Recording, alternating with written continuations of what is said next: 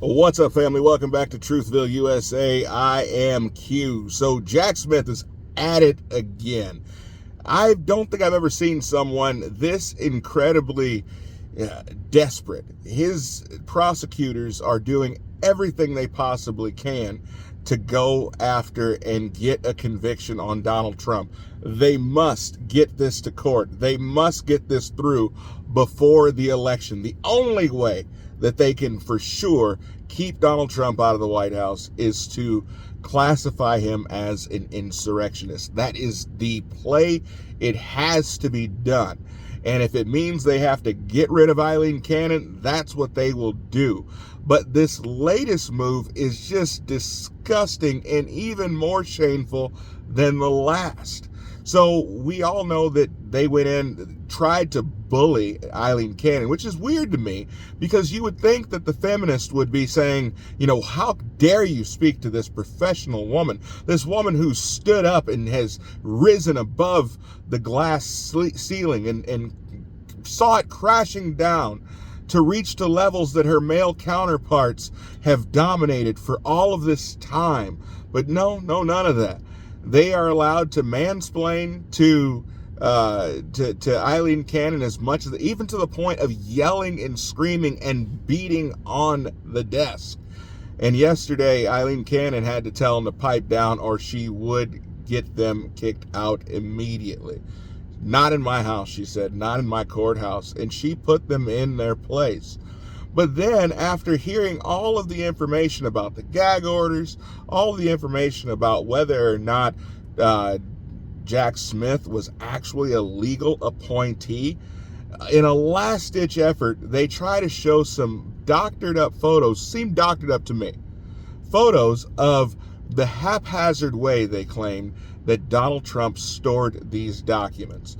Essentially going into a closet, into a room where things were just sprawled all over the place and things were in a wreck, and there was just, it looked like a large trash heap inside this closet. But then you have to think, is there anything about Donald Trump in his appearance, in his hotels, in his properties, at his golf courses, is there anything about Donald Trump that makes you believe that he is a hoarder or he lives around large mounds of trash? I mean, come on, the man has staff all over the place, everywhere, to handle anything that needs to be handled. And we're supposed to believe that he's just walking around in hordes and hordes. I mean, the room just looked disgusting. And then on top of that, we now find out that before they even got these pictures, that they shut the cameras off. How are we supposed to know? This is why you don't, maybe it's real for all I know, but this is where the FBI loses all of their credibility, because had they left the cameras running as they walked into that room, everyone would have known exactly what was going on. Hey, that room is in shambles. Trump's kind of a hoarder. Trump's kind of a junk keeper. He's yeah, I don't know about that. But we don't know what that room looked like before they walked in, because they cut the camera feed. And as far as I'm concerned, if you walk into a room, immediately cut off the cameras, you lose the right to be able to claim what you saw before you saw it, because you took away our right to see what you saw when you saw it. And so I'm not buying it. I'm not buying any of this. Are you guys buying these new photos that they're putting out?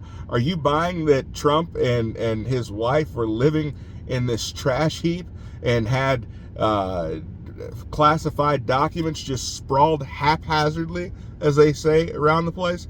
Let me know what you guys think. Comment below. I'll see you guys next time. Be blessed.